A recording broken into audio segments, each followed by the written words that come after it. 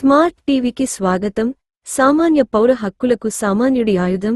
ముఖ్యమంత్రి నారా చంద్రబాబు నాయుడు శనివారం ఒకరోజు పర్యటన సందర్భంగా తన మనవడు పుట్టినరోజున తన కుటుంబ సభ్యులతో కలిసి తిరుమల మార్చి 21 కలియుగ ప్రత్యక్ష దైవం శ్రీ వెంకటేశ్వర స్వామిని దర్శించుకున్నారు.